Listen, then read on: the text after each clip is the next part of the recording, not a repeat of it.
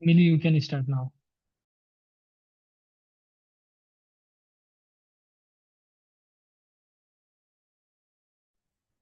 Perfect. Thank you so much. All right. Good morning, good afternoon, and good evening to everyone joining us from across the world. Welcome to this session in our virtual webinar series on dignified menstruation. I am Dr. Millie Adhikari, OBGYN in training and Exec Director and founder of Dignified Menstruation, Inc., the North American chapter of Dignified Menstruation. And today I have the honor and privilege of moderating our session. Thank you for having me. Our theme today is menstrual discrimination, constructs inequality from kitchen to the parliament. Within dignified menstruation, we know that menstrual discrimination is a mechanism for which patriarchy creates and sustains unequal power relations and maintains exclusions. Yet, most of menstrual equity advocates and the menstrual equity world still confines menstrual advocacy and equity to a matter of products, hygiene, and health. Today, we want to keep tracing these insidious webs of menstrual discriminatory perceptions and practices and how far they reach into society. Because menstrual discrimination is political. It is what decides who gets heard, who makes decisions, and who is left out in every space from the household to the highest level of governments globally. This exclusion starts early. Children across the globe began absorbing menstrual discriminatory perceptions and practices between the ages of 6 to 9, long before they ever menstruate. For many menstruators, the kitchen will be the first place that they learn that their voice counts for less. It is where familial decisions are made, and it is also where menstruators are most often confined, unheard, silenced, or excluded. Hello. What is practiced in the kitchen carries forward. Globally, just over a quarter of national parliamentarians are menstruators. That gap does not begin in parliament, it begins at home. So, the question that we are holding today is a very direct one. If menstrual discrimination constructs inequity and indignity from the kitchen to the parliament, what will it take to dismantle it? And what would genuine equity, dignity, and power sharing look like in practice? To open, we will hear a presentation from the Global South Coalition for Dignified Menstruation, followed by this robust panel of researchers and practitioners working on these questions across 3 continents. We will close with time for any questions from the audience. But first, let me introduce the powerful voices that you will hear from today. First, we have our presenter, Sapna Baudel. Delivering our opening presentation is Sapna Baudel, Program Coordinator at the Global South Coalition for Dignified Administration. Working from the Global South Coalition Dignified Administration Secretariat, Sapna brings her experience and academic grounding to strengthen the dignified administration movement, and she will set out the framework at the center of today's conversation. Next, we have our speaker, Sharmila Bandari. She's the liaison officer with the Global South Coalition for Dignified Menstruation, a researcher and a program practitioner with a background in international law and public health. Her work moves across research, advocacy, and action at the intersection of gender, health, and human rights. She's committed to elevating the voices of communities that formal systems of knowledge and decision making too often leave out. Next, we have Dipti Shukumar. Dipti is a convener of the National Feminist Platform at the Safai Karmachari Andolan. She brings more than 2 decades in the people's movement for liberation and rehabilitation of communities affected by manual apologies, sack avenging. Her work centers on dismantling caste-based exclusions and advancing menstrual dignity for women sanitation workers, combining community-centered research, advocacy, and policy engagement to build the lead feminist leadership. Then we have Abril Rosano. Abril Rosano is a developmental director at the Proyecto Concentrated. She holds a master's in public health and gender, and her research examines how governments build or fail to build a gender perspective into menstrual health policy. She has studied dignified menstruation in the context of migration and human mobility across Latin America in collaboration with UNICEF and CLACSO, and brings 9 years of experience in humanitarian action, gender equality, and institutional development. Thank you so much to all of our speakers and our presenter for being here today. We're excited for this robust discussion. And with that, I'll invite Sapna to begin our presentation.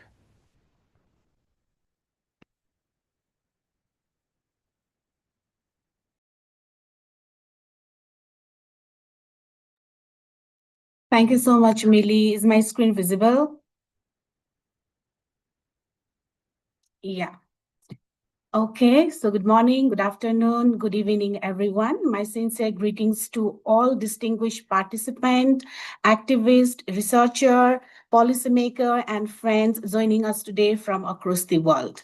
On behalf of the Global South Coalition for Dignified Menstruation, I would like to extend our heartfelt gratitude to the organizer of the World Social Forum 2026 for creating this important platform where movement, communities, and advocates come together to imagine and build a more just and equitable world. Today, I will be presenting on the topic menstrual discrimination, construct on inequality from kitchen to the parliament.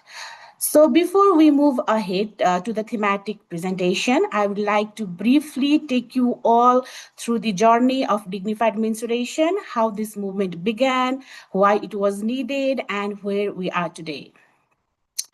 As we all know, every movement has a beginning. Our movement began 52 years ago with the birth of Dr. Radha Paudel in a remote village of Nepal.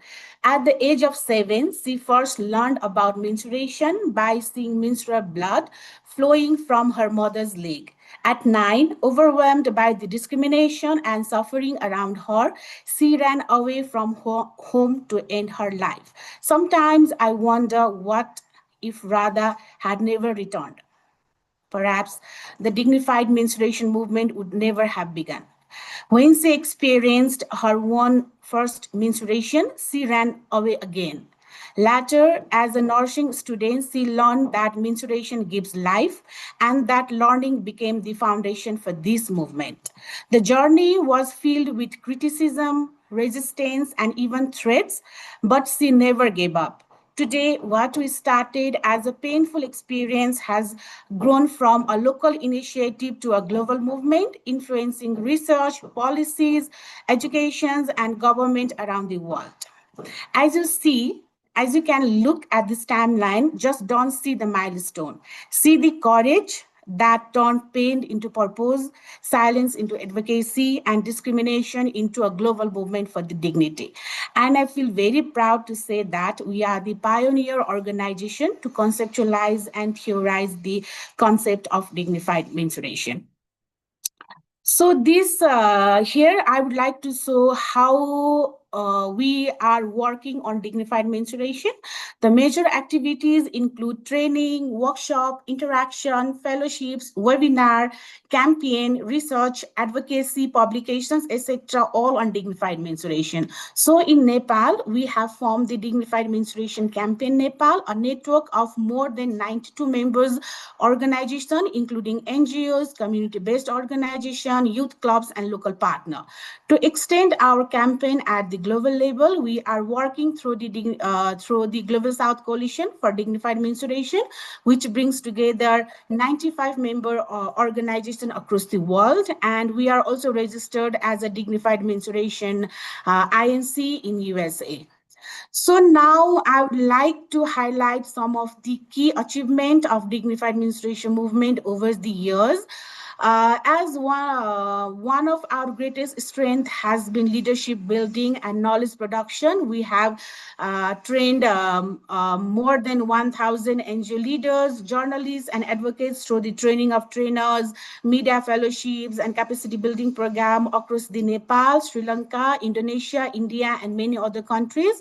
Beyond trainings leader, we have reached over 10,000 people through university lectures, more than 75 webinars, and 10 international hybrid conference, creating the spaces for dialogue and learning on dignified menstruation. We have also contributed significantly to global knowledge. Dignified menstruation is now featured in the SAGE Encyclopedia of Menstruation and Society. We have published over 30 books and educational resources, contributed to more than 10 book chapters, and developed a comprehensive training manual. To make these resources accessible globally, we have launched a multilingual website serving as a knowledge hub for researchers, practitioners, and advocates. Another major achievement has been developing dignified menstruation-friendly indicator and framework for home, school, institution, menstrual product, menstrual leave, and wash facilities. These tools help government, organizations, and communities transform the principle of dignified menstruation into action. These achievements are more than numbers. They reflect our commitment to transferring evidence into the action, building the leadership, and advancing a world where menstruation is recognized as a matter of dignity, equality, and human rights. Since 2019, we have initiated and lead the observance of the International Dignified Menstruation Day every 8th of December, creating a global platform to amplify the voice of menstruator and challenge the menstrual discrimination.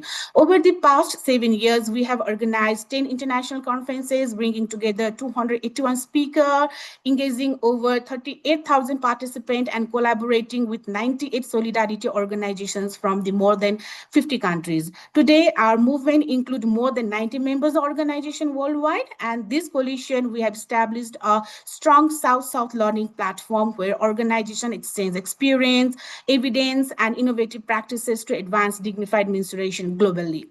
We have also strengthened global advocacy by collaborating with the universities, supporting research, presenting at the UNCSW, and submitting 5 general recommendations on dignified menstruation to the UN Human Rights Council. This movement has also created a significant policy change in Nepal. Menstrual discrimination has been recognized in the national budget speech. Dignified menstruation has been incorporated into the 16th National Periodic Plan. And in 2025, our parliamentary resolution motion on dignified menstruation was unanimously approved. And these milestones remind us that dignified menstruation is no longer just an idea. It is a growing global movement influencing policies, strengthening partnership, and advancing dignified menstruation worldwide. Here, this slide reminds us an important questions. Despite decades of investment of women's empowerment, education, health, and gender equality, why do menstruators still face discrimination, violence, and unequal participation? To answer this, we need to go back not just decade, but 1,000 of years to the history of Homo sapiens. During the hunter-gathering era, survival depends on the physical labor. Men generally hunted, while women, especially those who were pregnant, breastfeeding, or menstruating, stayed closer to home to gather food, care for children, and manage the household. These roles were largely practical rather than discriminatory.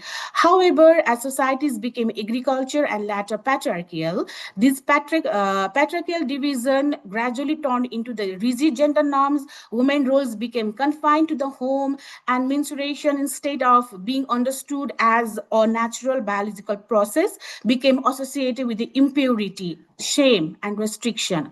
Over generation, these beliefs were reinforced by social, cultural, and religious practices, creating systemic menstrual discrimination. Even today, we continue to see the consequences of this history.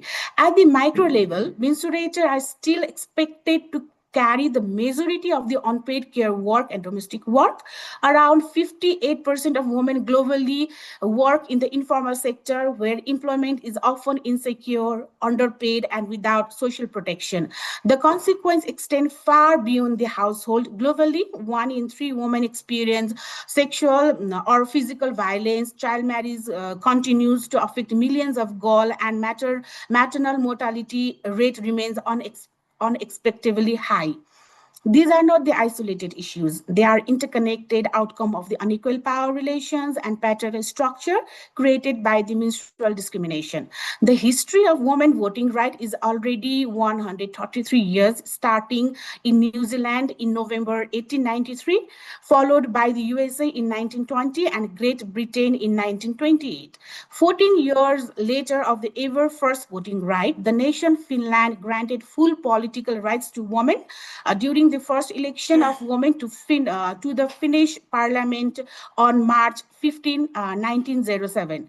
The Inter-Parliamentary Union claimed that only 27.5% of women in national parliament globally, whereas the Article 2 of the Universal Declaration of Human Rights in 1948 provisioned all rights and freedom without distinction of any kind, such as race, color, sex, language, religion, political or other opinion, national or social origin, property, birth, or the other status. This persistent gap reveals that the challenge is not a lack of the woman leadership, competence, or ambition. Rather, it reflects deeply rooted unequal power relation and discriminatory practices that continues to restrict women participation in political life and decision making.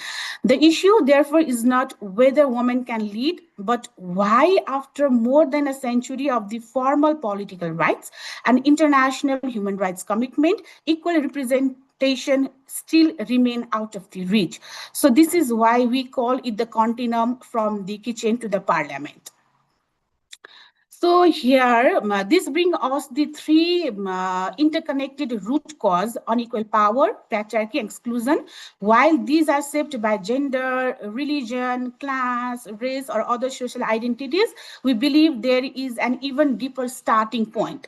Menstruation existed long before religion, political system, or social hierarchies, yet for centuries it was hidden behind the silence, shame, and stigma. Although the global conversation on menstruation begins in the mid-19th century with menstrual product, the focus has largely remained on the health management, but not on the dignity, discrimination, and the human rights.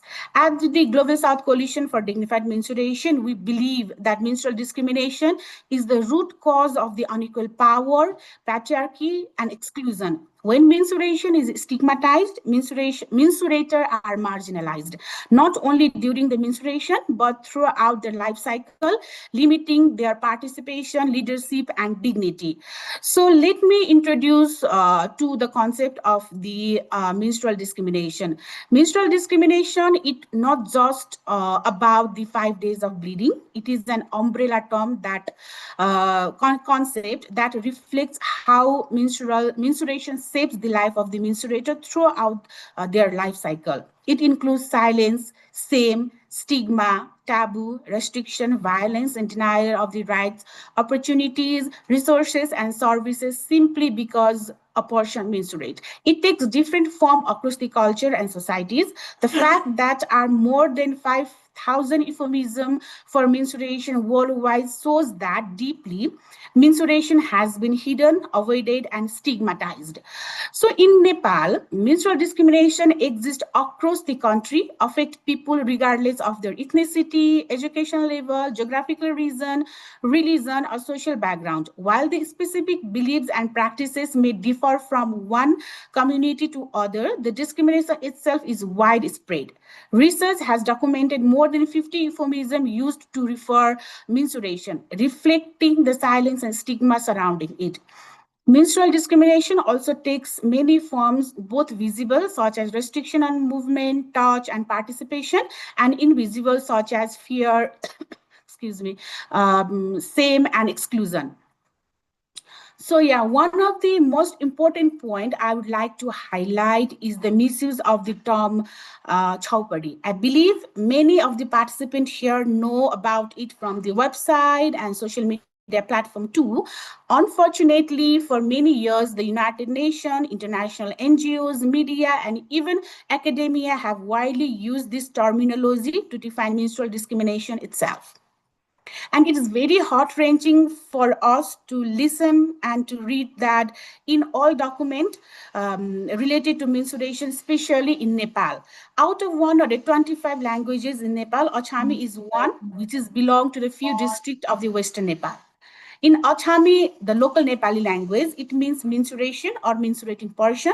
And I just highlighted before, UN agencies, INGOs, media, academia have taught to use this word for years while defining menstrual discrimination. And this has created a misunderstanding and has unintentionally misinterpreted the Achami language and their culture.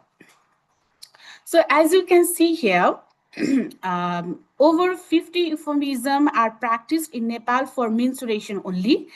And as a part of the Global South Coalition for Dignified Menstruation commitment to advancing dignified menstruation globally, we have conducted 2 different one-week training programs in Sri Lanka in 2023, during which we engaged with the different diverse group of the participant, including civil society organization, development practitioner, and representative from the World Bank, Sri Lanka. During the assessment of menstrual perception and practices, we identified altogether 155 different menstrual discriminatory practices, of which only 6 discriminatory practices are related to the menstrual product, and others are the concern of the human right issue. Global South Coalition for Dignified Menstruation served as members of the Research Advisory Committee for the study entitled Exploring Menstrual Practices and Policies and Analysis of Menstrual Stigma, Discrimination, and Access to the Menstrual Product, which was conducted in Sri Lanka in 2024. The findings of the research validate that the observation was made during our training in Sri Lanka itself in 2023, demonstrating that the menstrual perception and discriminatory practices we identified were indeed reflected in the research evidence too. So we believe many of you are already familiar with the wide range of the menstrual practices that exist across the Asia. Last year in August, Global South Coalition for Dignified Menstruation facilitated a training on dignified menstruation in Bali, Indonesia, bringing together participants from the 10 different Asian countries. During training, we learned that although the practices vary from one community to another, many countries share similar belief, restriction, and experience around the menstruation. And the list of the menstrual practices that participants shared were extensive and mainly closely resemble those we have documented in Sri Lanka. So here we have selected just few examples to illustrate these common patterns, and these examples remind us that menstrual discrimination is not unique to one country or one culture. It is a regional and the global issue that requires collective understanding and action. So this slide represents the findings of the menstrual discrimination in Pakistan. The evidence is very clear. Menstrual discrimination is a global issue. Nearly 70% believe menstrual blood is impure. 68% are excluded from the religious activities, and 36% have experienced bullying because of the menstruation. Beyond these statistics are real lives. Many menstruators are confined to their homes, isolated from families, excluded from kitchen, restricted from education and work, and denied from the freedom to participate fully in the society. So while practices differ from one country to other country, the outcome is the same. Menstruation become a reason for the discrimination and the exclusion. So similarly, these findings mapped the menstrual discrimination across 9 different countries. As you can see in the presentation itself, the result is striking. Overall, 93% of the menstruators reported experiencing menstrual discrimination in the last 6 months. And across the country, the prevalence ranged from the 93 to 98%, showing that the menstrual discrimination is not confined to one culture, religion, or reason. It is a global reality. And study also found that 66% to 76% of the participants believe that menstruation is dirty and impure. This belief fuels stigma, restriction, exclusion, and unequal treatment in home, school, workplace, and communities itself. So across all those 9 countries, menstruators reported being excluded from education, work, religious activities, social interaction, household responsibilities, sport, and public spaces simply because they menstruate. Perhaps the most concerning finding is on the right side. Between 34 and 45% of participants believe that women are inferior to men because they menstruate. This tells us that menstrual discrimination is not only about the restriction, it is about the power relation. When menstruation is considered impure, dirty, and menstruators are considered as inferior, it validates the exclusion and reinforces unequal power relation due to menstrual discrimination. So many assume that menstrual discrimination is a problem of the poor countries or the least developed countries only. This evidence tells a different story. I'm so sorry. Across the South America, menstruators face food restrictions, social isolations, and limitation on daily activities during menstruation. As you can see here, that in North America, discrimination often takes understated forms, and the reduced participation at work, shame, anxiety, and avoiding sports or social activities due to the fear of stigma associated with the menstruation. And in Europe, many menstruators still report embarrassment while buying a menstrual product, changing their daily routine, avoiding physical activities, receiving inadequate menstrual education, and the form of discrimination may differ, but the root cause is the same. So in some countries, discrimination is visible through restriction. In other, it is hidden through the silence and the stigma. So as we discussed earlier, this is the summary diagram of the menstrual discrimination practices at the global level, regardless of the class, caste, religion, or reason. Menstrual blood is considered dirty, impure, or state of the weakness. So this framework shows that the menstrual discrimination begins long before the menarche. It is built over the 10 years of evidence and the engagement with more than 10,000 participants online and offline from all around the globe through training, workshop, and continuous dialogue. A child is first exposed to menstruation at around 6 years of age on average by observing how the mother, sister, or any other menstruator are treated. And by the time of the menarche, around the age of 12, this belief have already been internalized. So I kindly request you to stick or gain your attention on the average age of the first exposure to the menstruation and their average age of the menarche. So here I would like to share that before learning about the menstruator, both menstruator and non-menstruator feel safe, free, secure, and equal, and the parents also treated them equally. By the age of 6, both menstruator and non-menstruator know something about the menstruation for the very first time in their life, either from their menstruator family member or from their school or from the grocery shop or from the television by seeing the advertisement of the menstrual product. The menstruator the menstruator feel a bit insecure, controlled and powerless, whereas the non-menstruator feels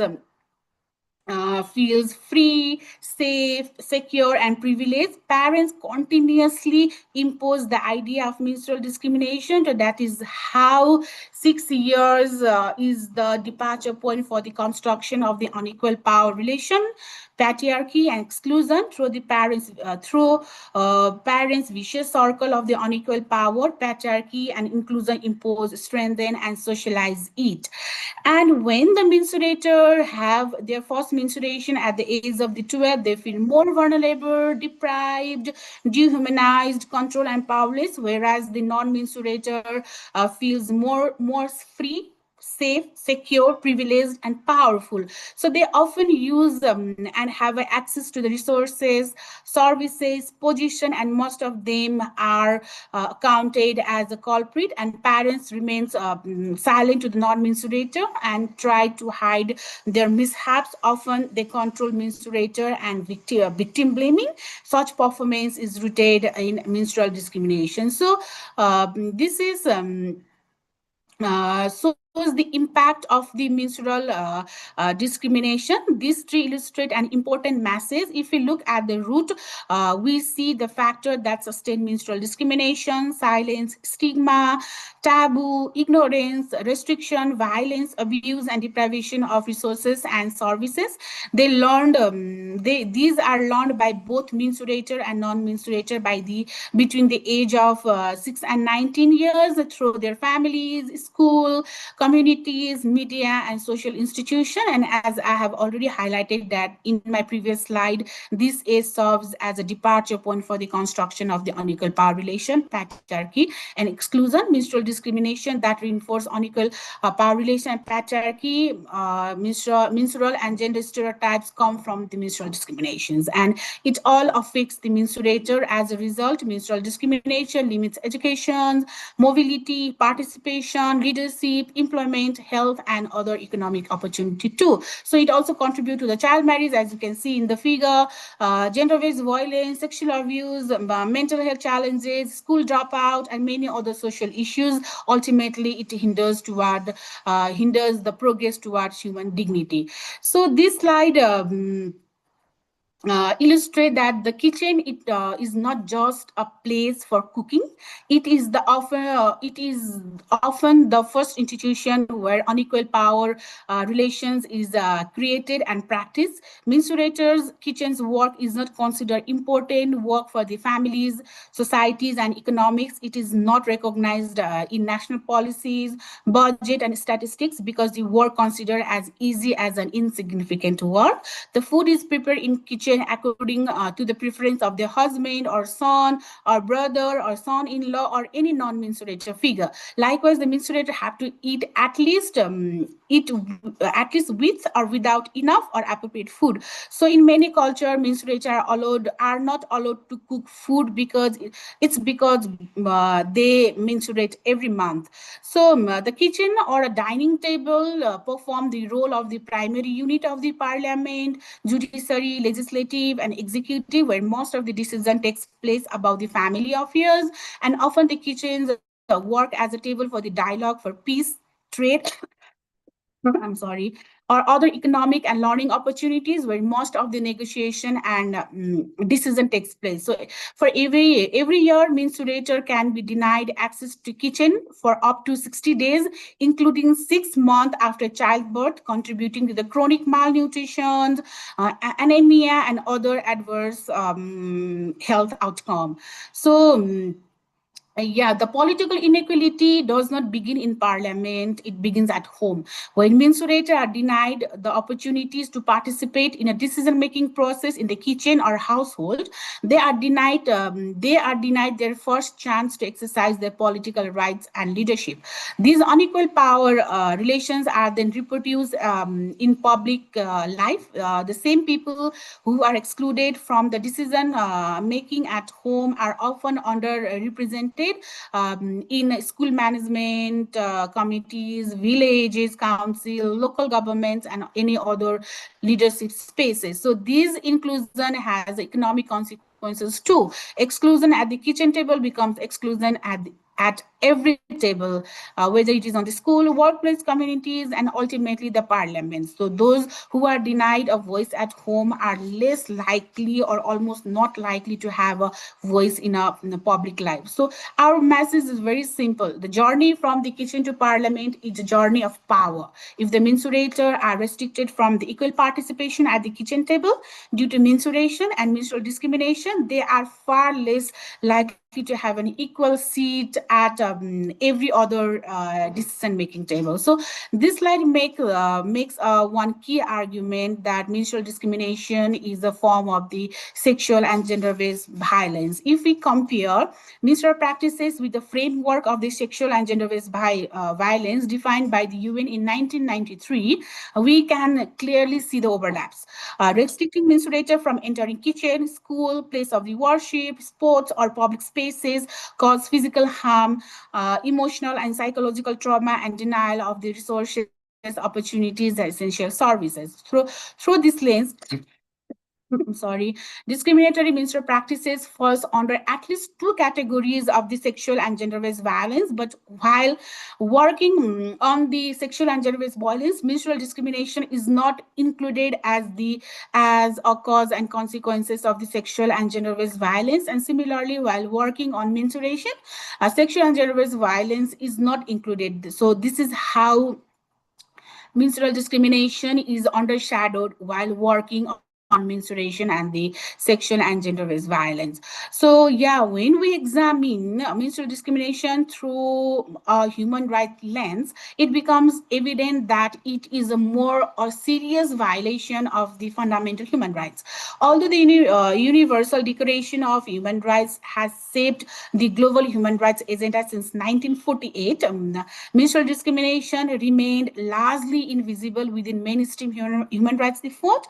As this table demonstrates, it violates at least four fundamental rights: rights to dignity, rights to equality, rights to freedom, rights to non-discrimination.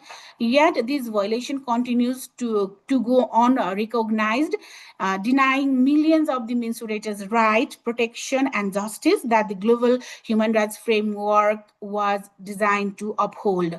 So yeah, so this picture is both a reminder and a challenge to all of us.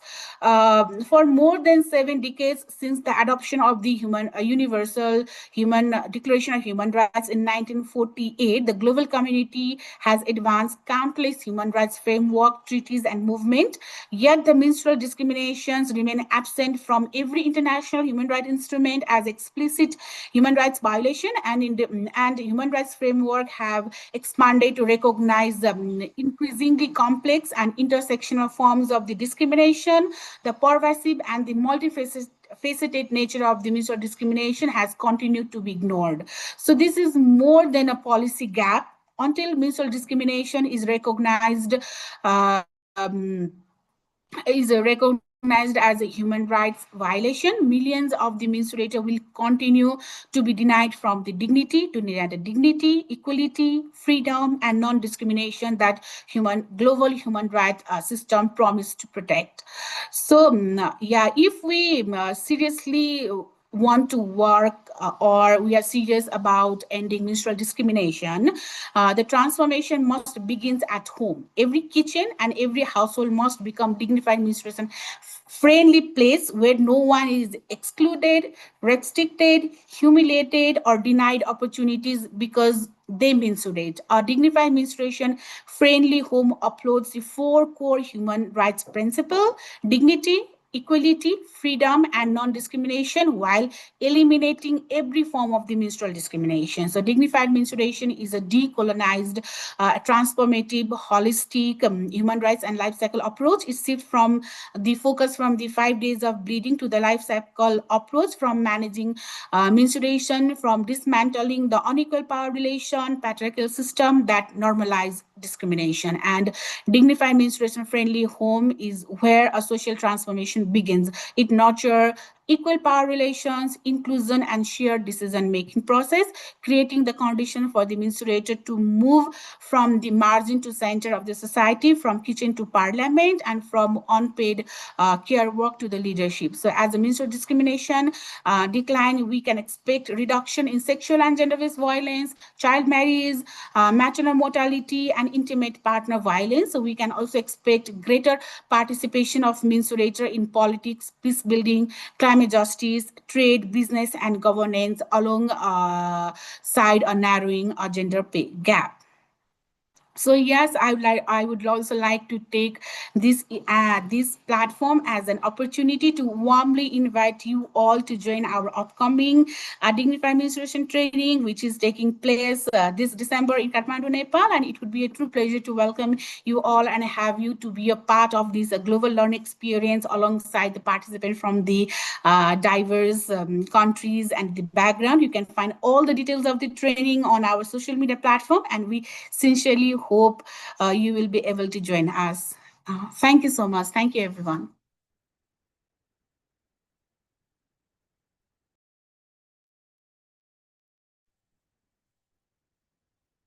Thank you so much, Sapna. That was really, really wonderful and robust, and I think was a wonderful summary of the work that Dignified Administration has done to establish that menstrual discriminatory perceptions and practices is a insidious, systemic, multidimensional root cause and is the mechanism by which patriarchy is created and sustained, unequal power relations are created and sustained, as well as how it continues to establish exclusiveness and how that really leads to that sequelae of unequal power between menstruators and non-menstruators. And then we see the symptoms of the disease or this cause, which is menstrual discriminatory perceptions and practices. I'm excited for us to continue our session today to talk to our speakers to see, now looking in a micro lens at how menstrual discriminatory perceptions and practices, how it deeply affects the political landscape. How do we go about to dismantle that and to move towards equity, move towards equal power sharing, and what that can look like in practice? So thank you again so much. So first, we will begin with Sharmila. As we have heard from Sapna, menstrual discrimination begins at home approximately by the age of 6 to 9 years. Within your research and your work, how do you think these early experiences of menstrual discriminatory perceptions or practices really affect menstruators' confidence, their self-esteem, their sense of their own power from the kitchen to the parliament? And you can also comment on how non-menstruators are also affected by this. Thank you so much, Millie, for the question, and thank you, Sapna, for setting the stage and awareing everyone on the basics of dignified menstruation. I think the most important message that Sapna has shared through her presentation is that menstrual discrimination does not begin with the first menstrual cycle. So it begins much earlier than that, through what it begins much earlier through what children see, hear, and experience around them. So when we say menstrual discrimination, it begins around the age of 6 to 9. We're not saying that children are menstruating at that age. Rather, we are saying that they are already learning about gender roles and powers within their families and communities at a very early age. So, for example, if for example, a young child may notice that during menstruation, their mother or their older sister is not allowed to enter in the kitchen, cook food, attend religious ceremonies or, social events, or even sleep in the same room as the rest of the family. And these are all something that they will do when they're not actually menstruating, right? So in that case, the child may not understand the biological process of menstruation yet, but they understand one thing that is very clear, that the person who menstruate is treated differently and does not hold the equal power to non-menstruator. So this is the kind of message that we're um, delivering to the young ones. So if we see like children, they're very observant. They learn from their surrounding. They learn by watching their adults, within the family communities, and within their circles. So if they repeatedly see something, for example, menstruation or menstrual discrimination or menstruators being excluded, time and again, so they begin to deliver, they begin to believe that this is something that is very normal and natural. So when that happens around you, it does not just affects girls, uh, as a menstruator, but it also affects boys, those who are non-menstruator. For example, for girls or a menstruator, this experience can slowly reduce their confidence. They may start believing that menstruation is something that is shameful, something that is impure, and something that should be hidden, or hushed about, not to be spoken very comfortably or openly around their circles, and also something that makes them less capable than the non-menstruators, right? So over time, what that makes is, the that those girls, they may be hesitant to speak up, ask questions, or take leadership roles, because they're taught to be quiet, to be silent, to not to ask questions, right? So if we see the same pattern in boys, if these practices such as menstrual discrimination, they're never questioned, then even non-menstruator, they will grow up believing that menstruators, they normally have a lower status in a family or a community, or should follow certain restrictions, without realizing that those children will carry all this beliefs into their adulthood, into workplace, into institutions, or even in the government spaces.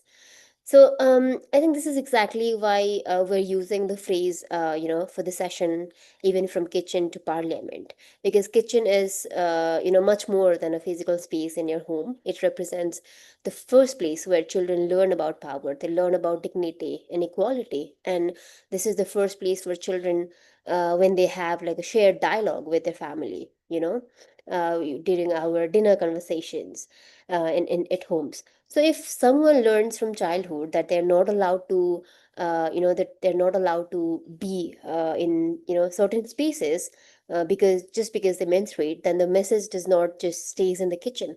It follows them into, classrooms, place, communities, and even in political institutions. So just imagine a young girl who has been taught from childhood that she should stay quiet, during menstruation. And years later, when she is asked to speak in a classroom or in a workplace, or hold a certain leadership position, uh, those early experiences can still influence her confidence, can still influence her leadership roles, in her adult life. So this does not just happen because menstruation itself is limiting people, but it happens because menstrual discrimination is something that is limiting people.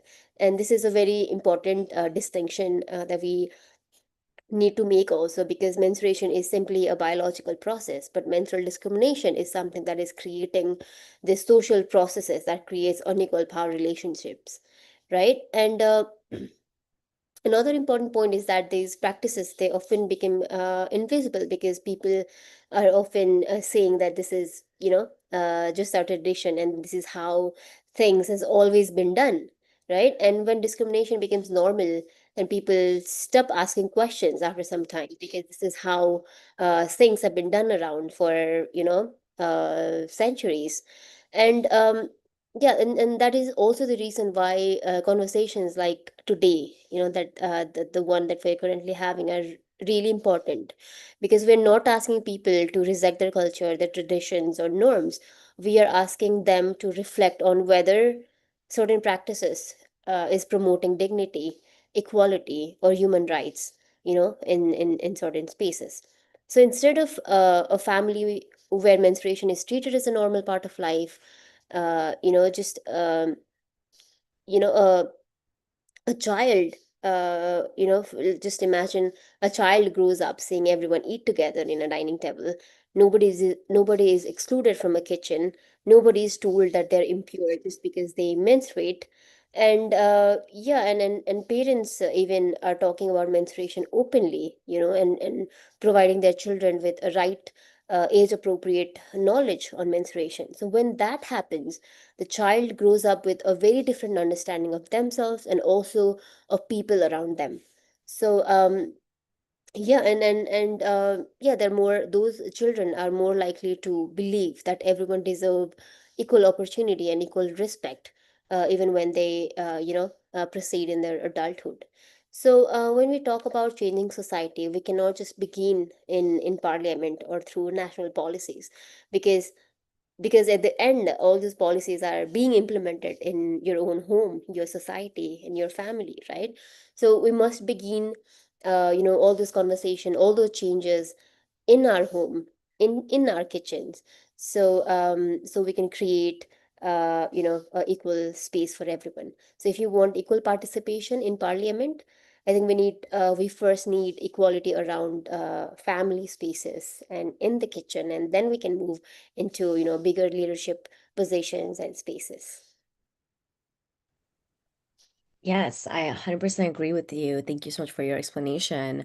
I think I really like the phrasing around, your familial status that you learn as a child, especially that this difference between menstruators and non-menstruators doesn't just stay in the family, right? You carry that on as your social status, and that impacts the way that you think you deserve power or have the power to make the changes in society as well. And I really like the point about, while the spectrum of menstrual discrimination looks different across the world, some with physical restrictions, some with dietary, some with movement, others can be that silence that you spoke about, right? That we see a lot in the more global north countries is this silence, and that silence is very damaging. That silence is also so critical in building for any human, building their idea of their sense of self, their intrapersonal relationship within themselves, and their interpersonal relationship between other menstruators and non-menstruators. So thank you so much for that. We will move on to Dipti. So as we know, menstrual discrimination, like we mentioned, exists across the world in different forms, a huge spectrum between visible forms and invisible, with varying degrees of severity. We, so deeply appreciate the work that your organization is doing to advance the human rights and dignity of the Dalit menstruators. We would love to, bring that nuance into this conversation.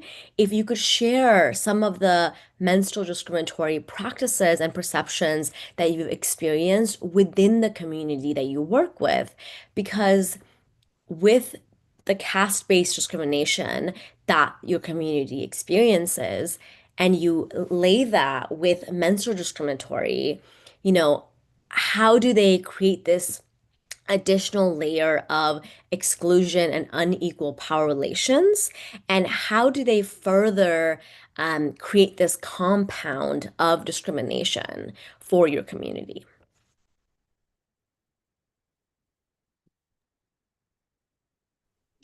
Yeah.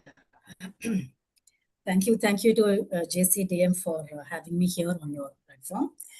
And also thank you, Sapna, for that excellent introductory note presentation that you gave.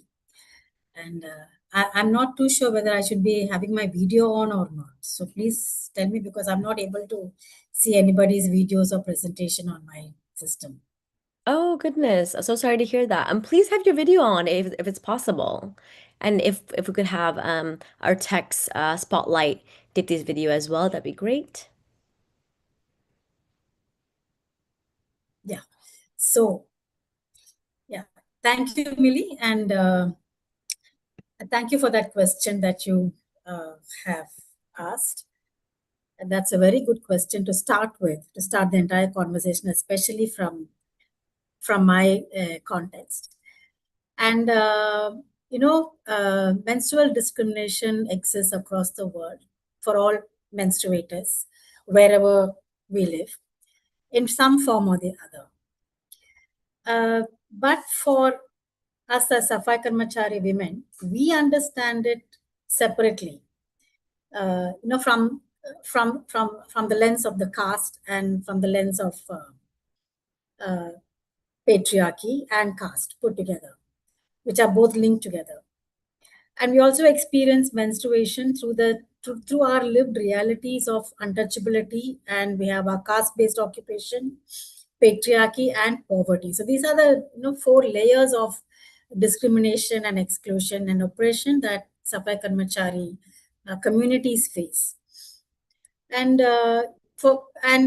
as already said before, it is not menstrual stigma. It's not just a biological process. It is actually about power. So it is one of the ways in which caste and patriarchy together continue to regulate the bodies of of menstruators, and maintain that unequal social status, so that one section of humanity will continue to have power and control over the remaining section of the humanity. And this is all about power and control. And to straight away get into this into the subject is that as Safai Karmachari Andolan, we in fact came into this subject and into this entire topic of menstrual discrimination, menstrual stigma, and menstrual justice only for the last 3 years. But we have a lot of learning, because we find that the Safai Karmachari women were already facing this extreme kind of caste-based and patriarchal-based oppression and discrimination, are actually holders of very rich knowledge of the entire system of justice and how justice should work, and what is justice, and especially for menstruators from the context of menstrual justice. So in these 2 studies that we did across about 11 states in India, we found that the menstrual practices were almost the same across all communities and across the different regions, even though culturally there was much of differences. And they were all united by one message. And that was that a menstruating body has to be monitored, restricted, controlled, and face a lot of prohibitions and stigma. This is the message that came across, across all these different different communities from the 11 states that we studied. And they spoke about being prohibited from temples,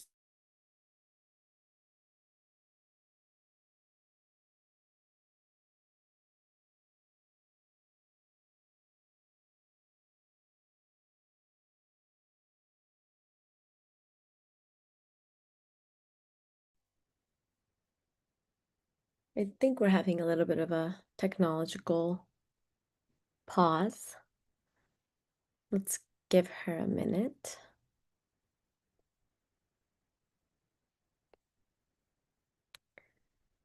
Dipti, can you hear us? Oh, there we go. I think you're back on. Oh no, I think we've lost her. Can you see me now? Can you hear me now? I think I'll keep my yes, video I off. can. Yes, Yeah. I can hear you. Can you hear me now? Okay, good. Go ahead. So I'll keep my video off. Sure, no worries.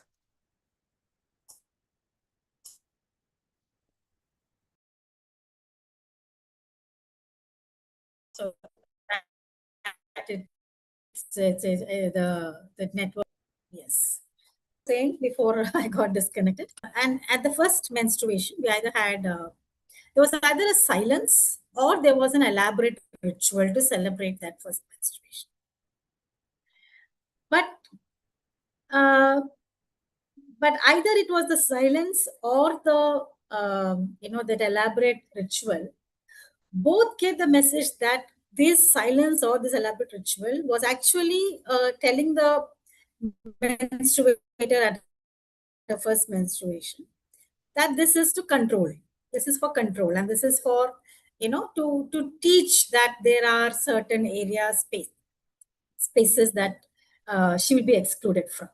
So whether it was through elaborate ritual or through complete silence, the message was the same: that your body is no longer yours. It is now subject to social control. So for Dalit or Safai Karmachari women, this discrimination, it is multiplied by caste.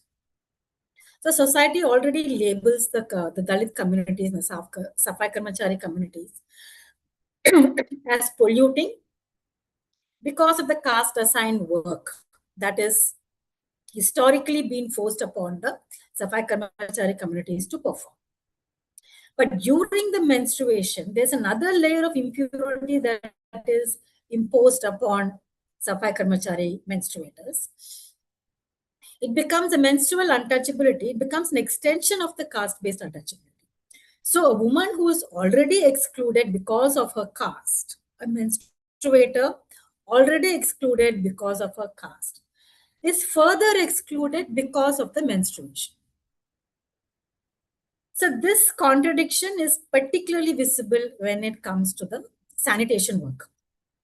So already across communities, across cultures, menstrual blood is declared as impure. But the same society that declares the menstrual blood as impure has expected or has created a system whereby that one particular community, the Dalit sanitation workers, will clean drains and sewers and human and waste that is clogged with discarded sanitary pads. Often they are with bare hands and without any kind of protective equipment.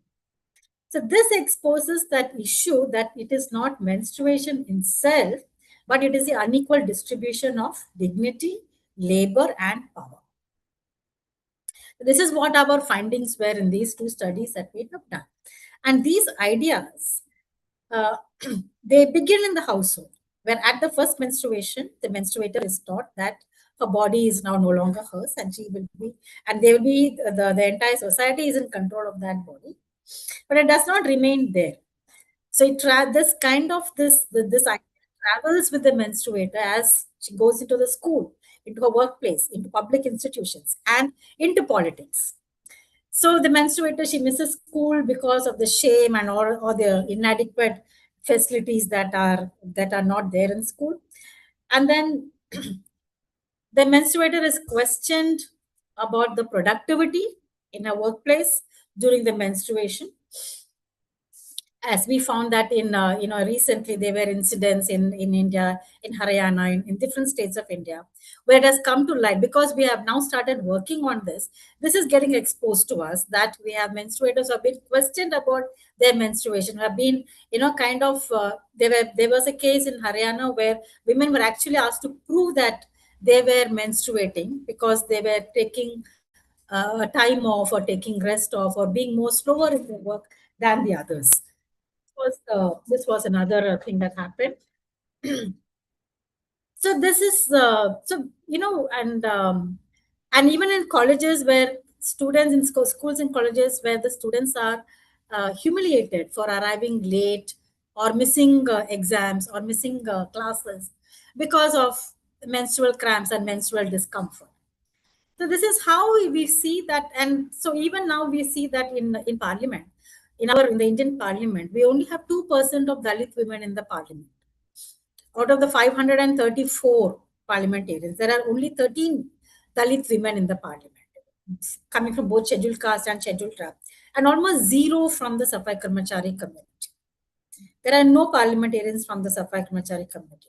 So you can see that how that inequality, the power relations, the control, and all those prohibitions that have worked together through the system of caste and patriarchy to ensure that the menstruators are kept in that a very, very low position. and also to use using menstrual stigma and discrimination as a weapon or as a kind of an instrument to to maintain this kind of a social inequality and social exclusion of menstruators, especially of menstruators born into the caste of the caste that has been assigned to the work of sanitation and waste disposal. So I will leave it at this and then maybe come again in the next question. Thank you. Thank you so much for just really explaining to us the nuances that exist and with this compounded oppression and discrimination faced by this community. I think it's really powerful in the way that you are emphasizing that it's about that power and the control and really nothing else, right? And from there derives all of these social nuances and these social rules and regulations that we put into place. And because we've been validating it throughout our personal relationships and the way that we interact with each other, depending on class, economics, caste, race, ethnicity, we take it as the truth or as this universal understanding or this universal truth, right? So thank you for that. I think one thing that I thought about when you said this idea that menstruators are, there's this question globally about their productivity, right? As if it's the menstruating, the biological phenomenon of menstruation that creates less productivity, when in actuality, menstruation is the biological phenomenon that allows us to continue as a human species, right? Without menstruation, you wouldn't have the continuation of human species. And if we don't have the continuation of human species, what is the value of the productivity? Just a sort of a adjacent fact, as menstruating doctors increase in quantity all across the world, but the pay gap between menstruators who are doctors and non-menstruators who are doctors continue to increase globally. And this is true across all sectors as well. But always, comes back to the idea of, even when we adjust for confounders like different specialties, different economic value of that particular work, it's there. The gap is still persistent. Thank you so much for sharing your work. We deeply, deeply value it. Abril, we would love to hear more about, we understand that you've conducted research on dignified menstruation within the sphere of migration and human mobility context in Latin America. From your experience in this particular nuance, how does migration influence menstrual discrimination, and how does it shape the unequal power relations, participation, and access to opportunities for menstruators? Thank you, Millie. It's always a pleasure being here with you. I always learn a lot from all of you, all the colleagues. And I want to apologize beforehand because it's 1 a.m. here. So sorry if I'm a little bit slow. I'll try to make it through. When we think about menstruation in the context of migration, we often focus on products, right?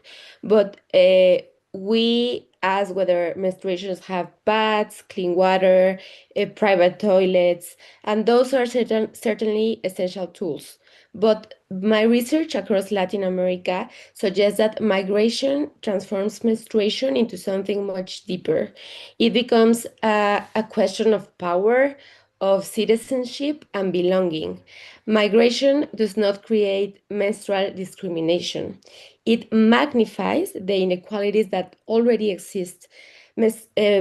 Menstruators on the move experience what I call an accumulation of vulnerabilities because they are not only menstruating in difficult conditions, they are also navigating irregular legal status, economic instability, gender-based violence, language barriers, racism, uncertain access to public services, and all of these factors interact and reinforce one another.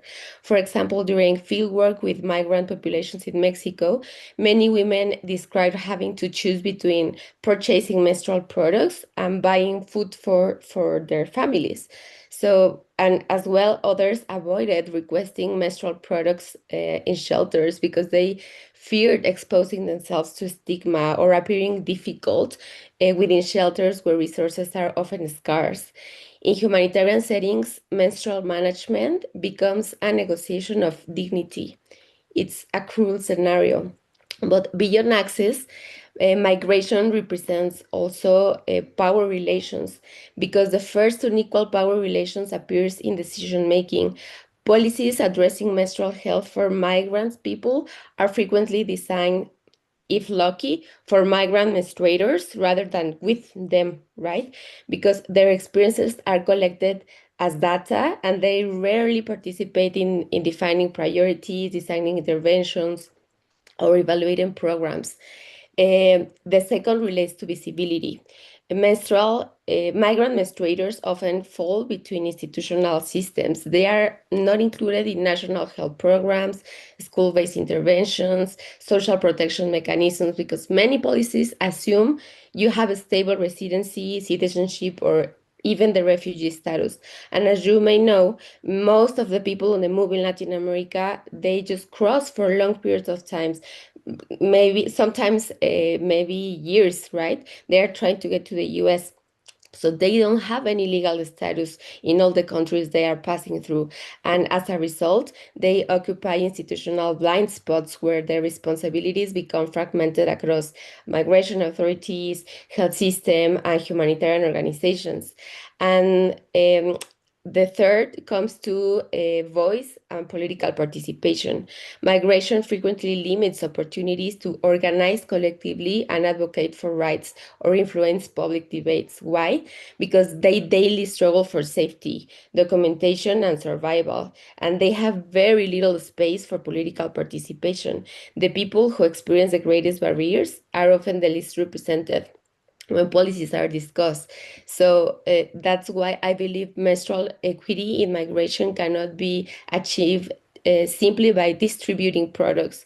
We need to rethink governance. Menstrual health must be integrated into migration governance rather than treated as a humanitarian afterthought. Ministries should be responsible for migration, health, education, social protection need, and coordinated politics instead of isolated intervention as it is currently being done. We also need to recognize that migrant menstruators are right holders regardless of their migration status, because human rights do not stop at borders, and neither should menstrual health policies. So participation has to become meaningful. Migrant menstruators should not only be consulted through focus groups, as they usually do. They should be represented in advisory councils, in program design processes, community leadership spaces, in policy discussions. Their lived experiences is a form of expertise that institutions need to recognize. And we ourselves, as organizations, we need to expand our understanding of menstrual justice, because menstrual justice and menstrual dignity is not only about managing this biological process with dignity. It is about ensuring that menstruation does not become another mechanism through which structural inequalities limit, as we have been saying, education, employment, political participation, and social inclusion. So if we truly want to move menstruators from the kitchen to parliament, I think migration is teaching us a really important lesson, that access to menstrual products, yes, of course, is super necessary, but access to power is transformative, and it is what we really need to be looking forward. Thank you so much, April, and commend you on your participation today here at the panel. Considering it's middle of the night for you, and I understand as well, this is approaching to about midnight here as well. I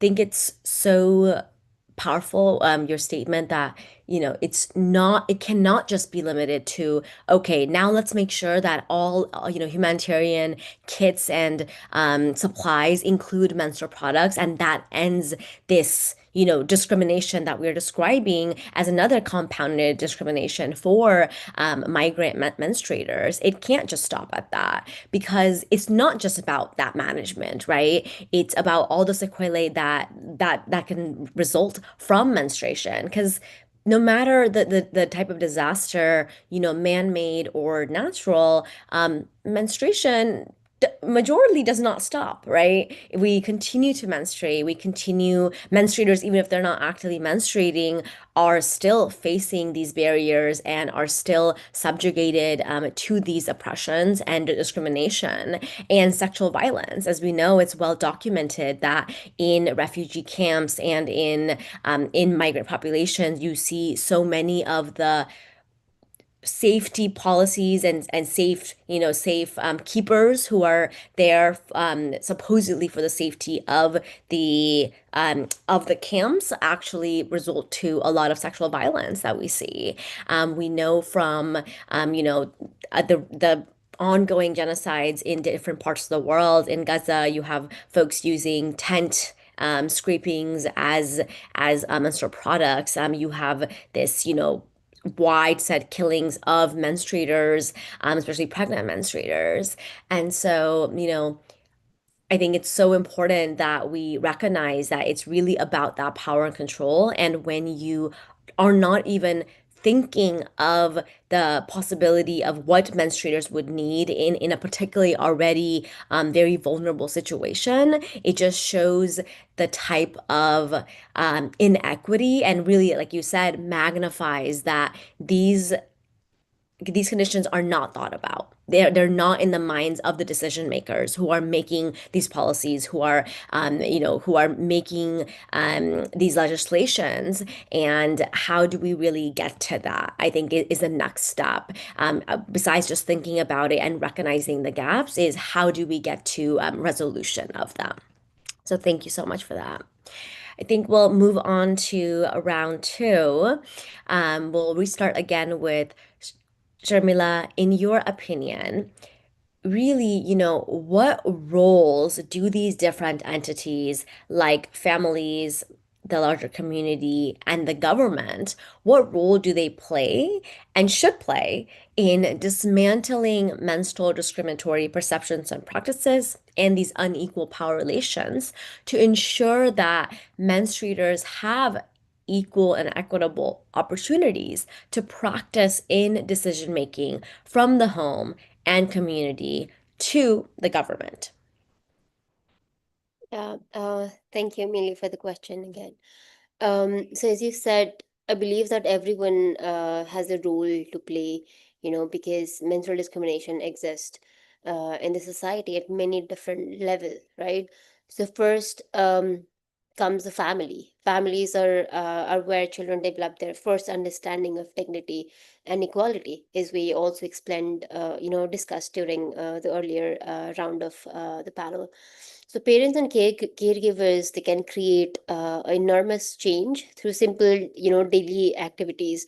For example, they can talk openly about menstruation instead of treating it as a secret, because often if we look into even our families, we don't talk openly with our non-menstruating members of the family. When they're around, this is a topic that is mostly we hush around on this topic. So we can change that in the beginning. So they can make so the parents, they can make sure that no one is excluded from the family meals or household activities just because they're menstruating.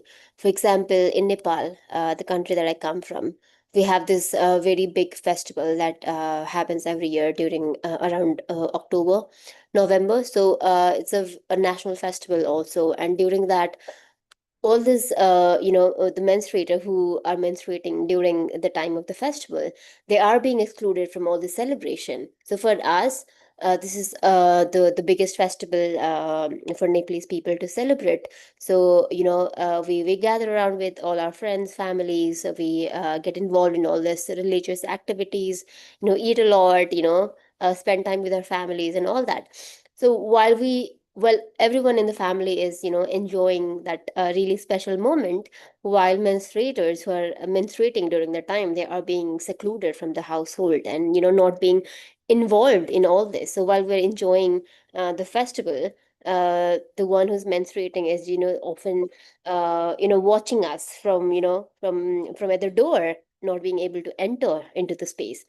So, even in the household, from a very early age, they can teach both girls and boys that menstruation is healthy. It is a very natural biological process, and this may sound very small action, but they shape children's attitudes that they will bring, into their entire life as well. So, on second, we have communities, because communities, they influence social norms. Teachers, religious leaders, health worker, youth groups, and even local organization, they all have the power to challenge social beliefs such as menstrual discrimination. So community discussions, at any level, it help people to question the practices, and it helped them to question practices they may have accepted from generations, not even realizing its impact, and not even questioning, not even thinking about questioning about this. So when respected community members that you idealize the most in the community, when they start asking question openly about dignity, equality, and connecting it to menstrual discrimination, then I think it encourages others, to do the same. Is the leaders, is the leaders, and is a role model in the community. So it will also encourage others to do the same. So on third, we have governments.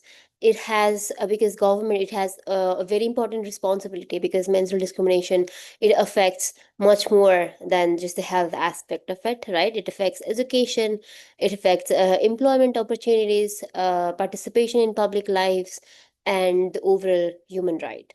The government, it should ensure that their laws and policies are recognizing menstrual discrimination as an issue of dignity and human rights, not just as a health issue, right? So at the same time, policies should not only be written for menstruators, they should also be developed with the menstruators, because the voice of those who've experienced menstrual discrimination every day should help shape the solution, that are designed for them eventually.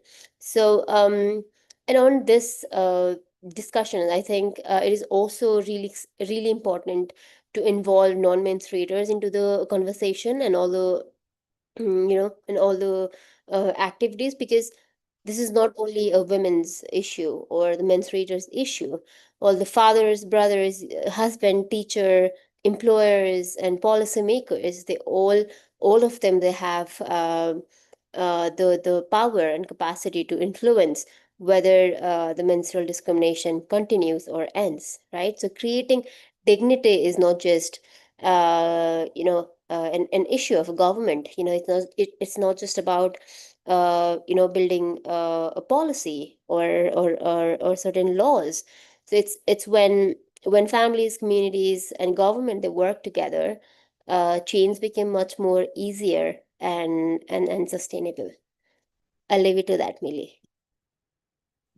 Thank you so much. I think it's so important. I think gathering from your response, I think it's really about that intercollaboration between families, communities, schools, and the larger government body, right? Is one, you mentioned the recognition, right? When we went through the timeline that Sapna shared, you have all these international conventions, you have all these, big big name and big organizations who are working on the symptoms of menstrual discrimination, but have not named menstrual discrimination, not even named it, right? And in the flip side, you continue to use the name Topari and it's written in international documents, and, really just misappropriating the name, because then it creates this idea that this is a very siloed and focal, discrimination happening elsewhere, versus recognizing it as this global human rights violation. reaching from health and power and social status to shelter and, all the different SDGs that we spoke about earlier with Sapna.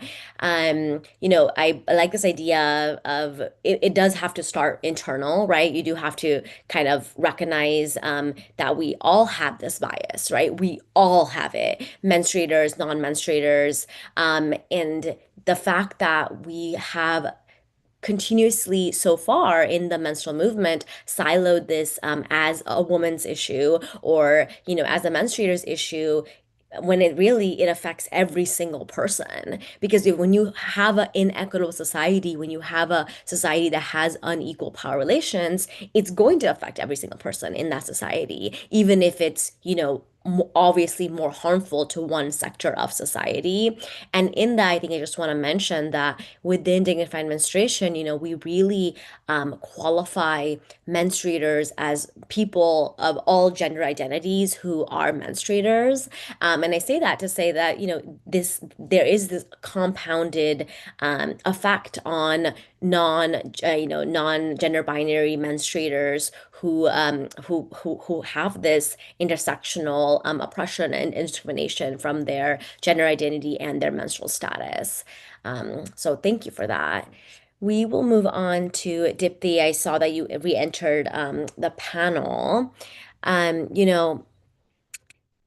You really have qualified for us the generations of exclusion and discrimination and this really severe compounding sort of tribal marker that the Dalit community faces, and then the Dalit menstruators face, right? This organization, Safai Karmachari Abhayan, continues to organize and resist and lead this movement for your human rights.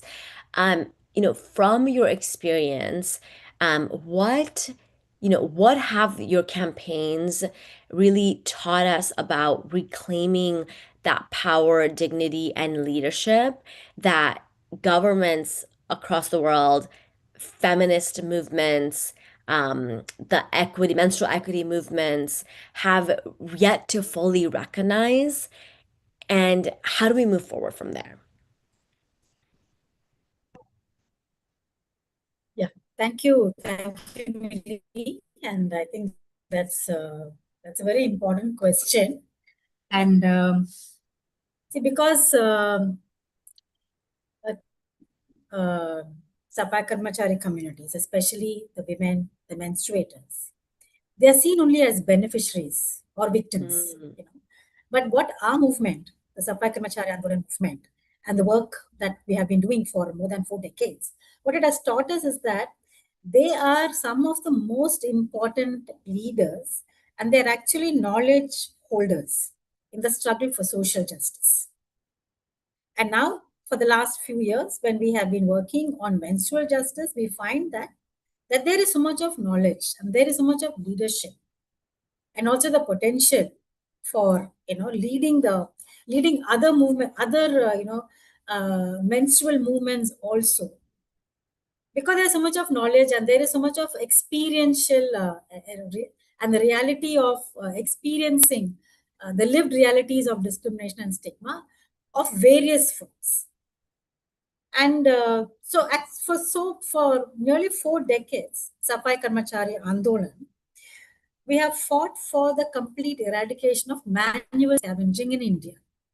And what manual scavenging is? That where certain communities who are assigned the task of manually cleaning human excreta from dry latrines, where latrines do not have, where the water is not used in these latrines.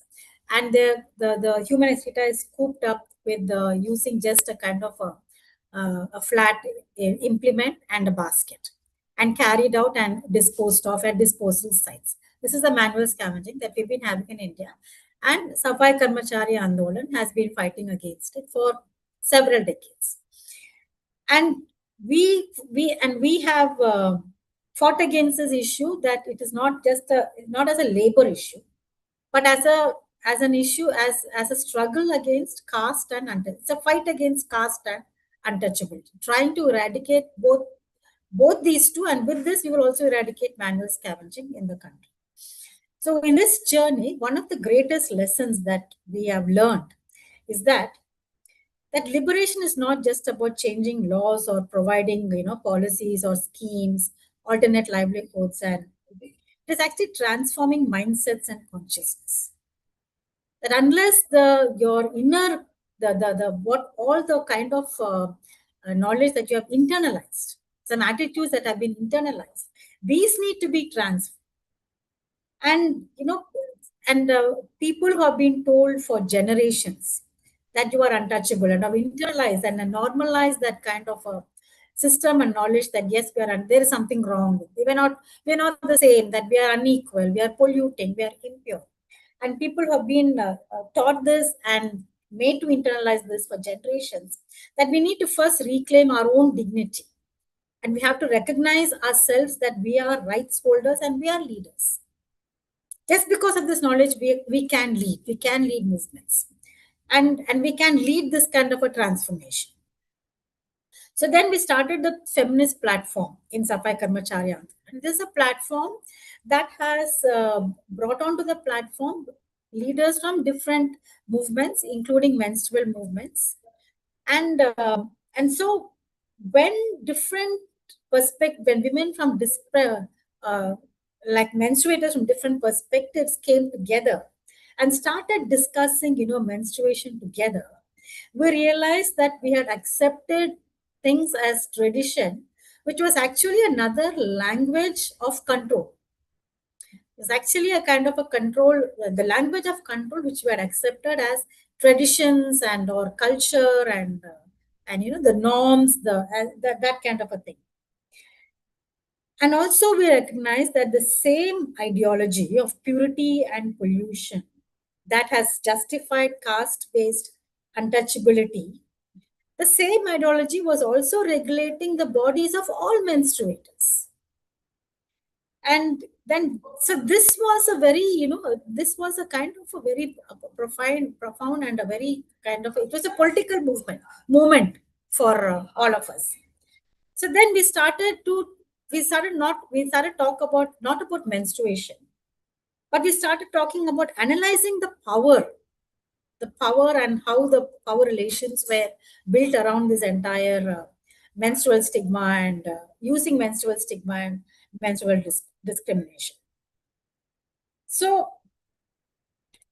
we think that this is something that all governments and any development programs, any other rights-based organizations or anyone who's talking about rights and schemes and policies have to fully recognize, that people who experience oppression, inequality, discrimination, exclusion of any kind, they're not just sources of data, they're not just data, but they are actually the producers of knowledge that can transform and knowledge that can bring about men's justice, social justice, and menstrual justice.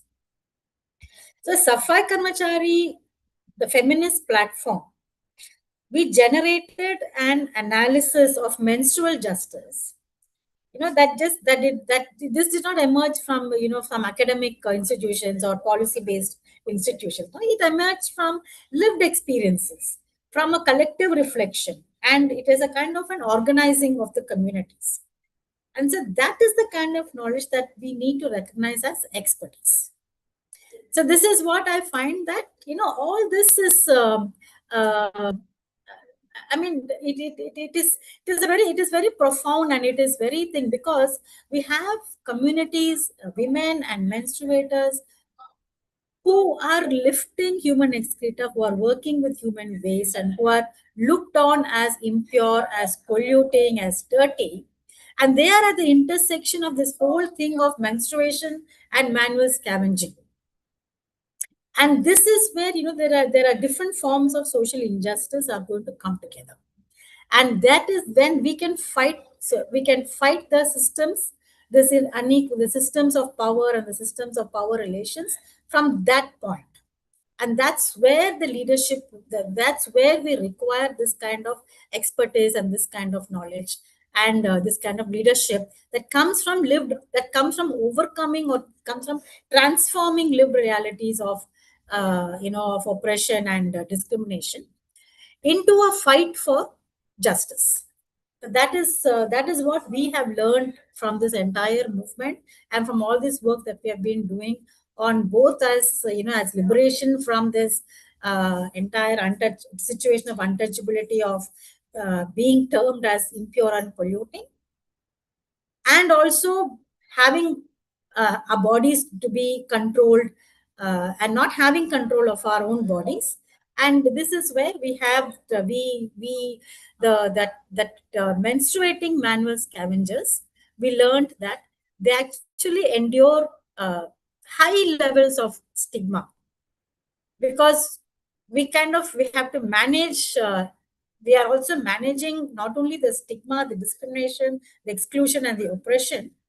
We are also managing our own menstruation in very unsanitary and hazardous conditions.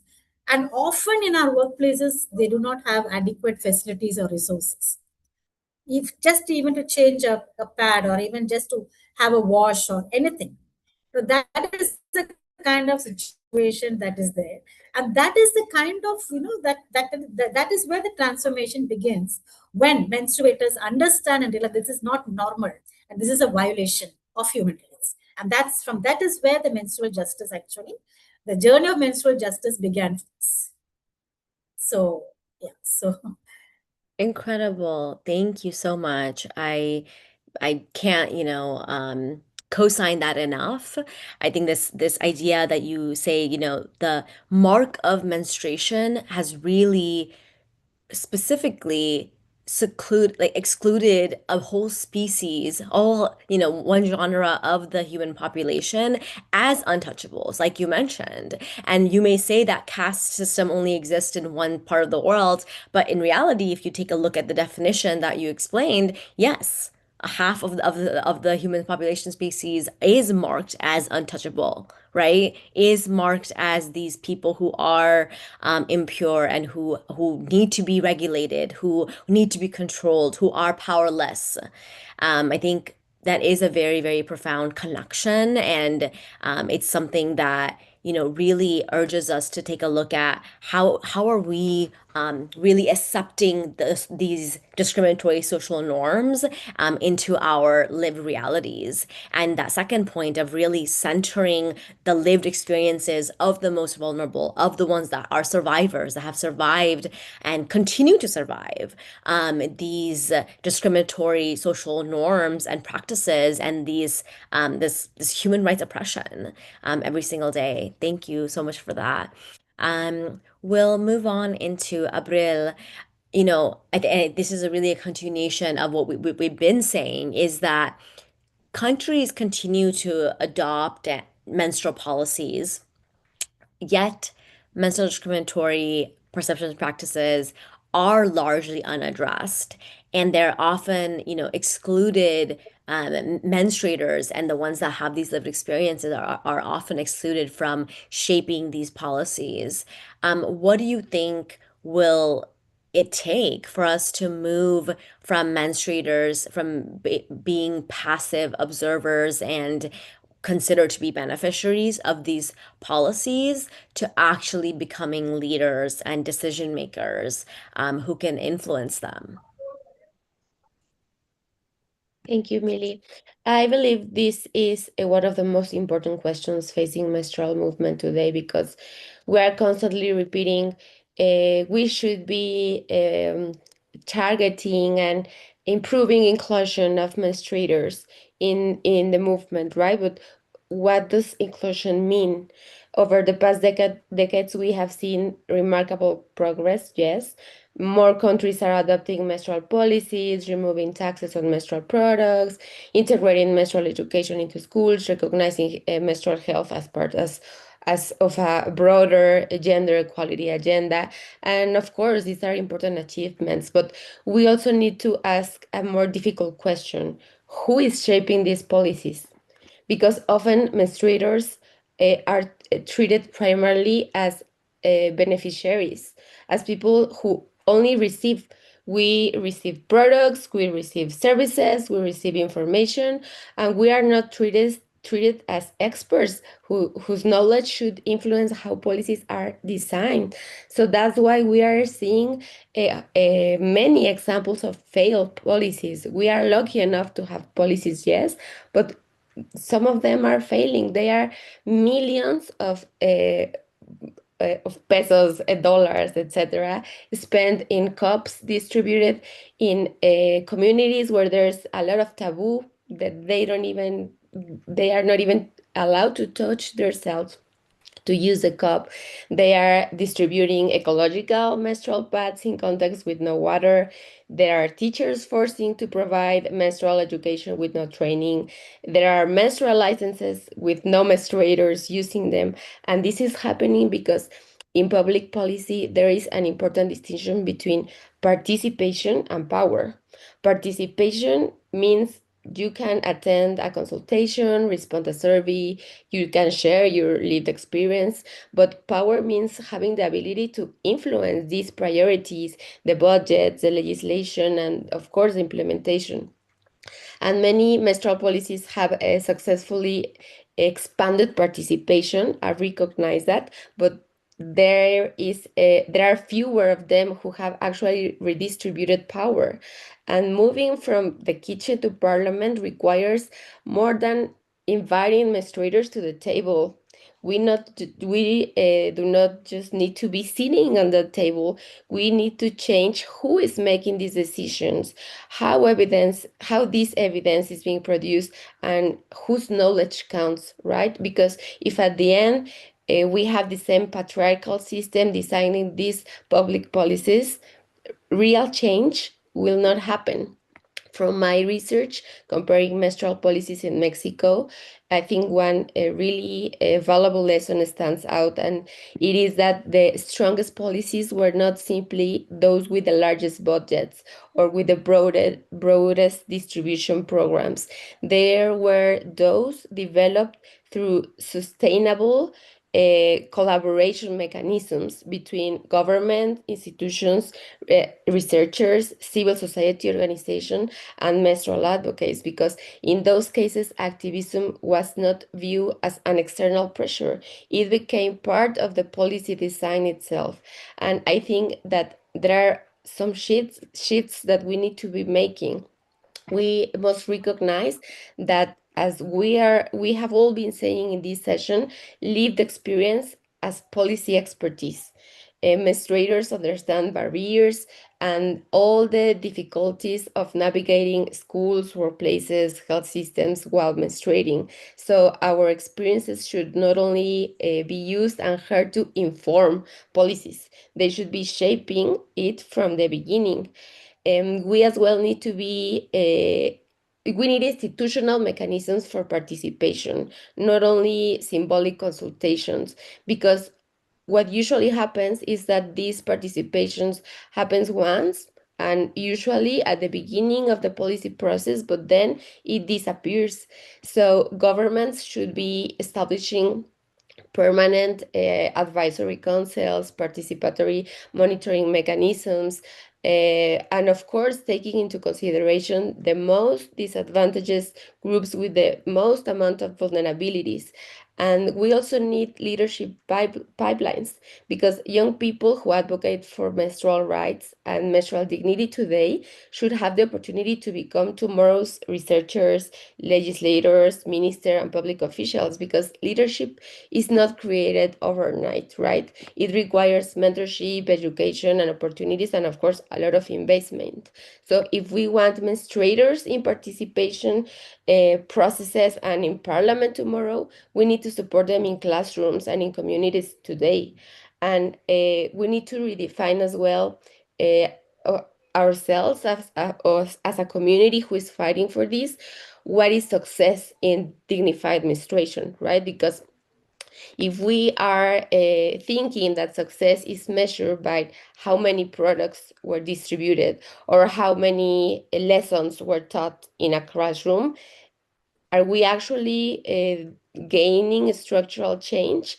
I think we need to be asking whether menstruators are gaining a greater voice, greater agency, and greater influence over public institutions. Are we defining the problem? Are we participating in designing the solution? Are we involved in monitoring implementation? If the answer is no, we are only improving service delivery without transforming power relations. And I believe that dignified menstruation is not only a matter of a health issue or an education issue. It is a democracy issue, because democracy is strongest when people that are most affected by public policies are also able to shape them. So moving menstruators from kitchen to parliaments is not only about representation and sitting on tables. It is about recognizing them as political actors, with agency of knowledge and able with capacities to be leaders for changing and defining menstrual policies. 100%, April. I really, really appreciate the way that you concisely really, I think this idea of if we know and we know that we are when children are young, they are learning their social status, right? This discriminatory differential of their social status and their power, then a direct way to be able to change that would be these investment into folks who are doing work in menstrual justice, in menstrual dignity, so that we can further really support their growth as leaders, as decision makers, as power changers in society, so that tomorrow they are able to make those decisions. So I think that's so incredibly important for, other organizations, advocates, and change makers to understand. And I like the point about, are we implementing the correct resources into the type of organizations that are not just looking to quantify tangible products and tangible outcomes, right? Having a movement that is looking at transformation of social norms and transformation of discriminatory perceptions, and means that you will not have, 1 million paths distributed, 100,000 lessons, 100,000 toilets made, right? It's about that it might look like a longitudinal research study in which we're looking at what changes are being made at the familial level, at the community level. Who are we seeing making those policies, accounting for the change to happen? Thank you. Thank you so much for your insight. It's incredibly important to this work. I know that, including myself, so many of us have learned so much in this panel session. I know that we are entering a little bit of a time constraint with our panel in general. Thank you so much for all our participants as well. I wanted to just open up for all our speakers a last opportunity to maybe say one or two things that you really want the audience members who looks like from our chat are folks who are advocates and change makers, who are involved in a lot of discussion around menstrual dignity. What would you say, is something that you want them to take away from this panel discussion, and perhaps something that they could implement tomorrow or this week or in their next meeting with their organizing team on how to implement dignified menstruation values, and how to really concrete ways that they can work to dismantle patriarchy, to establish more equal and equitable power relations, and to expand their inclusivity. And we can start with whoever. We can start with you, April, since you're up here, if you'd like. Sure. So to close, I would say that for years we have been asking ourselves, how can we help menstruators manage their periods better, right? But I think the question should be, how can we transform the institutions that continue to produce menstrual inequality? So if I could ask for one collective commitment from everyone in this room today, it would be, let's stop measuring success only by what institutions are delivering to menstruators. Let's measure how much decision-making power menstruators hold within those institutions, because inclusion is not simply being present and seated on a table. Inclusion means having influence. So let's shift towards that thought. Thank you so much, Abril, everyone. All right. Let me see. Sharmila, do you want to go ahead? I think, oh, Dipti's also on, but go ahead. Yeah, sure. So my key takeaway for the participant would be, as I've already said before also, just start the conversation. It could be with within your family, your friends, your colleague, or you can even ask questions to yourself.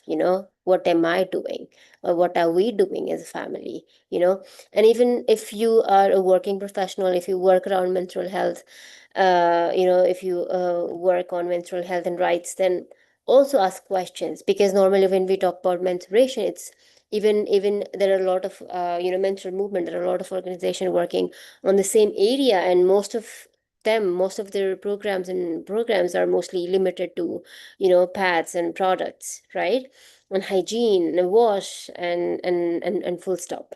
So if you are a working professional, ask question, are we addressing the actual discrimination? Are we addressing the actual problem? Are we dismantling the root cause of menstruation? Or how long are we going to provide the pad or the wash facilities? Like, where is this ending? Because unless we're not working to dismantle patriarchy, dismantle this unequal power relationship, unless we work on that, then all this symptomatic problem, like Millie mentioned earlier, it will gonna come. Even in the next generation, it will still be there, because we're not addressing the root cause. We are just, band-aiding the symptoms that we can, that are visible to our human eyes. So yeah, that's what I'm gonna leave to just start asking questions, just spark those difficult conversation, and you will get the answer yourself. Yeah. 100%. Thank Yeah. you so much. I 100% agree. Look into that mirror and ask yourself that question, and continue to ask everyone Maybe around you that same question. Go ahead, Dipti.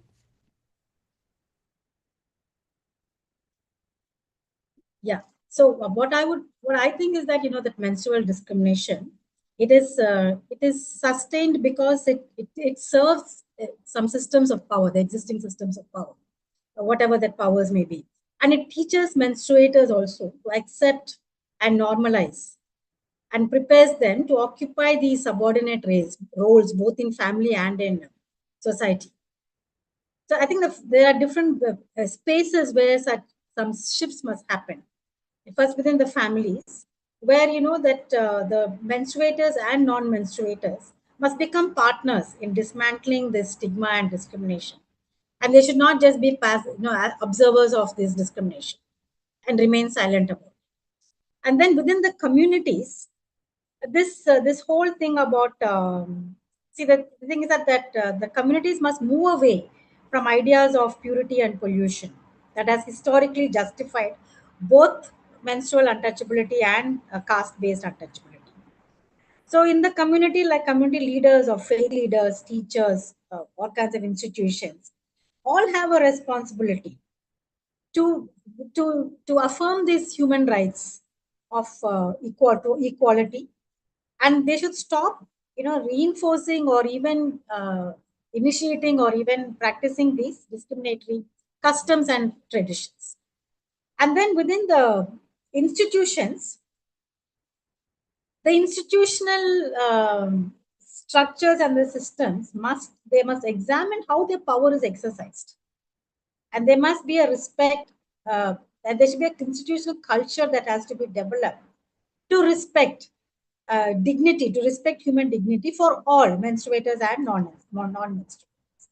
And it should be also, there should be very strong policies that nobody should miss anything or be excluded anything because of menstruation within institutions.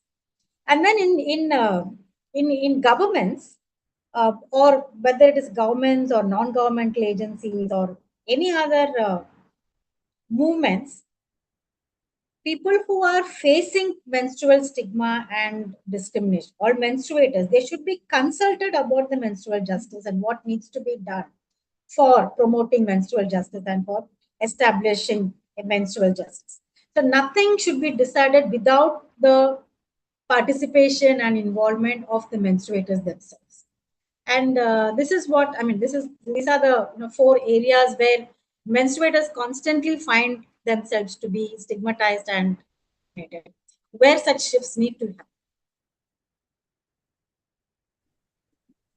Thank you so much, Ipti. I think all of the speakers today really have, and honestly, all the participants too, looking at the chat messages, have such deep insight and such experiences. Because we are all, experiencing this compounded and global human rights violation, it's so incredible that we are continuing to band together. And I think we're all urging for us to really implement this in a systemic way through our organization, through our own work, and to really have this interdisciplinary advocacy efforts. So thank you so much to everyone. Please continue to engage outside of this platform. We are available at dignifiedmenstruation.org. We have our email listed there as well, dignifiedmenstruation2019@gmail.com. Please reach out and collaborate with each other and continue to really center the principles of dignified menstruation, of dismantling patriarchy, of establishing equal power relations between menstruators and non-menstruators, and to really expand and center inclusivity in the center of all of our work. Thank you so much, everyone. What an incredible session. Thank you, everyone. Thank you, Mili. Thank you, Millie, for being there.